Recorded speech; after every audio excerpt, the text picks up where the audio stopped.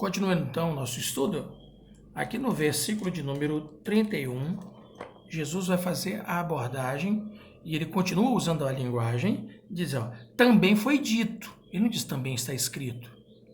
Também foi dito, quer dizer, a escola rabínica tem dito isso para vocês.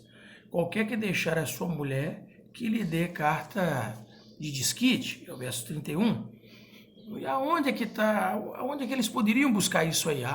Capítulo 24 de Deuteronômio. Então, Deuteronômio 24 diz assim: quando um homem tomar uma mulher e se casar com ela, então será que, se não achar graça em seus olhos, por nela achar coisa feia, ele lhe fará escrito de repúdio e lhe dará na sua mão e a despedirá da sua casa.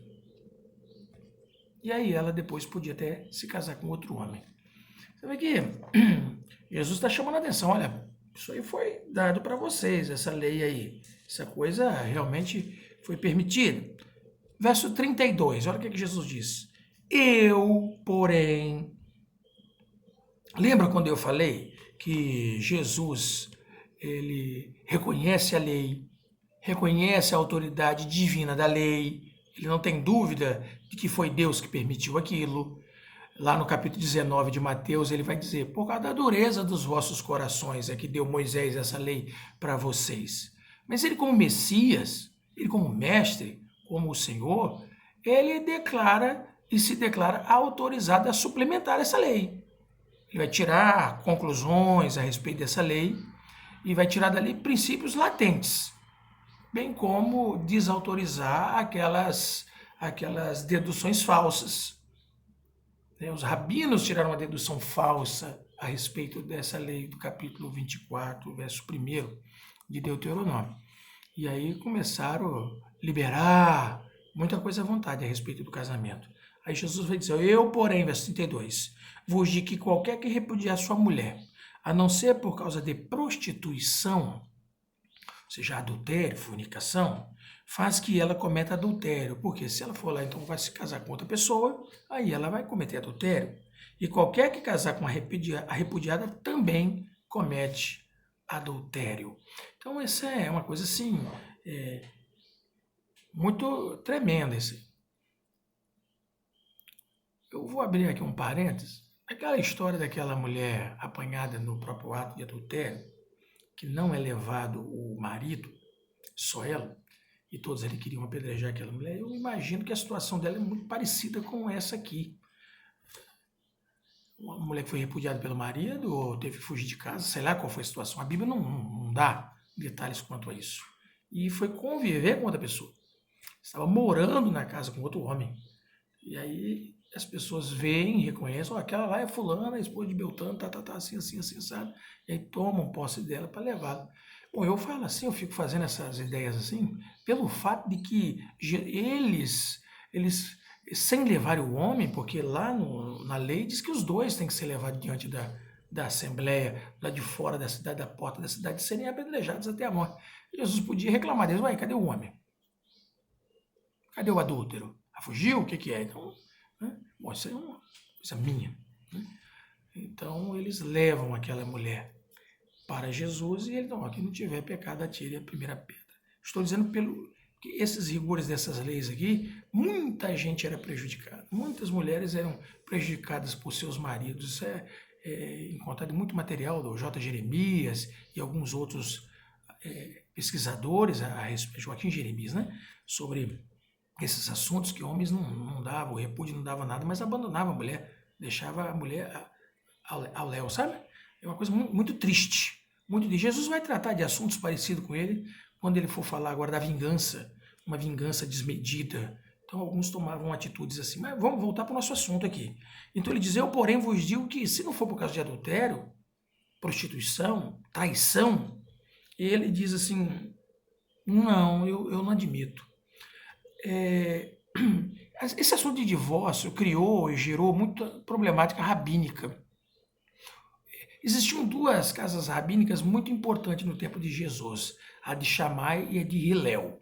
Inclusive o Gamaliel, que vai aparecer no livro de Atos dos Apóstolos, é neto, filho do Hillel.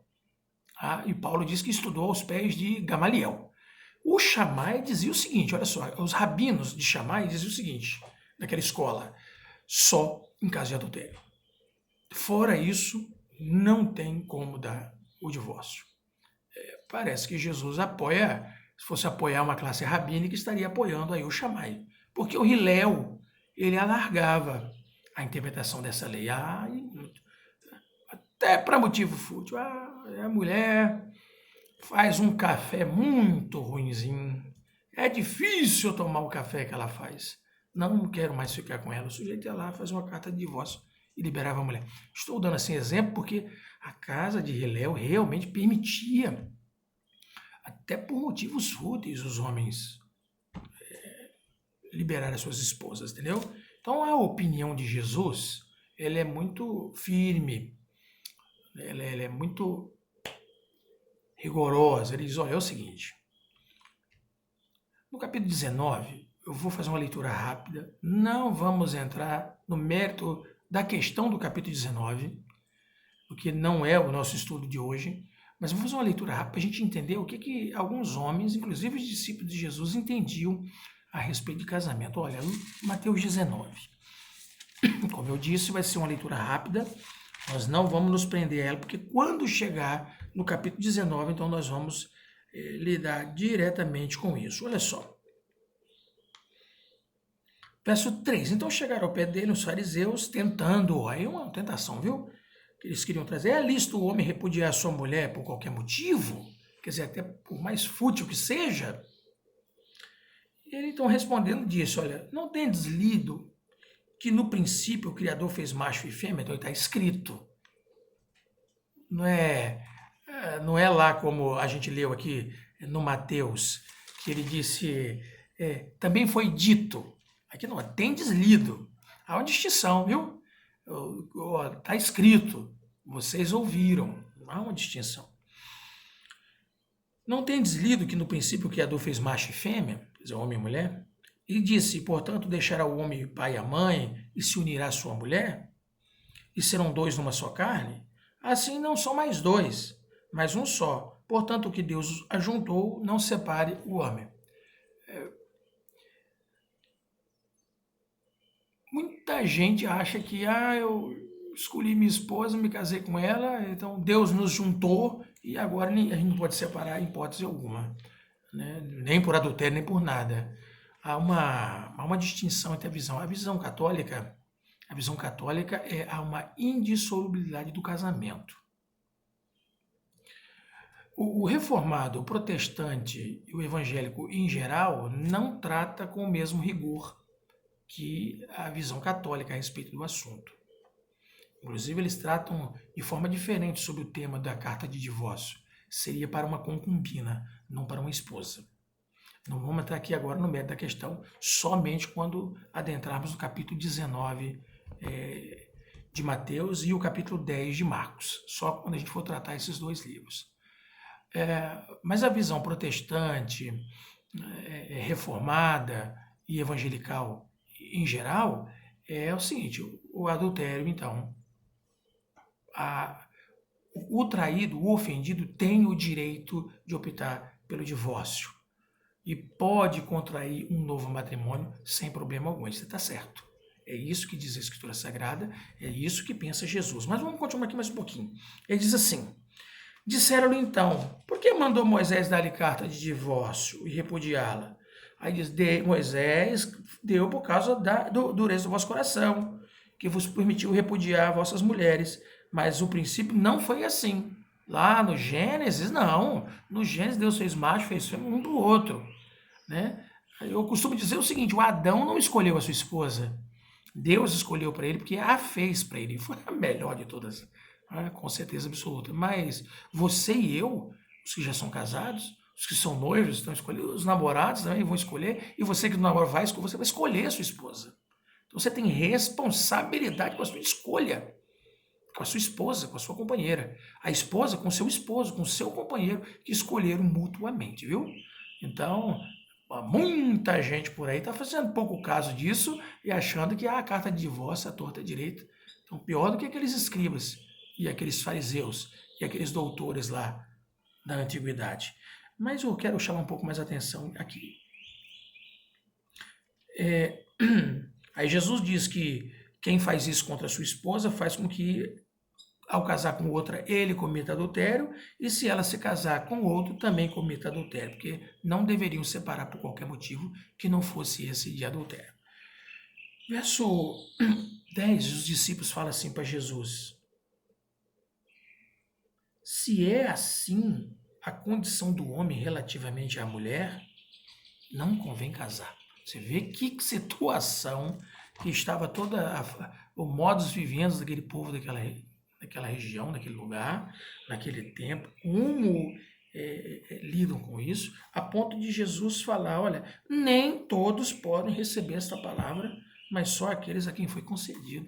Quer dizer, que dureza de coração, que situação. Até os discípulos de Jesus, andando já há anos com Jesus, convivendo com Jesus, vendo o amor, a misericórdia de Jesus, como é que ele chegava ali com os escribas, os fariseus, chama de hipócrita, que ensinando errado, isso, aquilo, outro.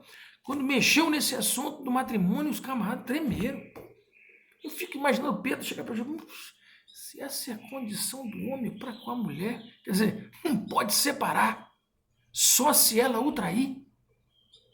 Então é melhor não casar. Olha só, veja como uma interpretação, um ensino equivocado a respeito da lei e da palavra, usar erradamente para proveito próprio uma lei por causa da dureza do coração. Olha, com 1.500 anos, cerca de 1.500 anos, para uns é menos, 1.200, para nós é quase 1.500, essa diferença de tempo, como é que a coisa muda?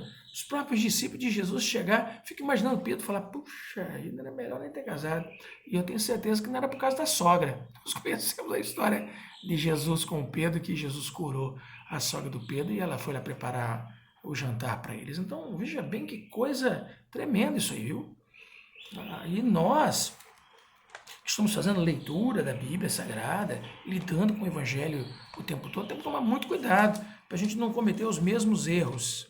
Entendeu? Jesus não está desautorizando a lei que permitia o divórcio. Isso tem que ficar bem claro para nós, viu, gente? Jesus não está desautorizando essa lei que permitia o divórcio, né?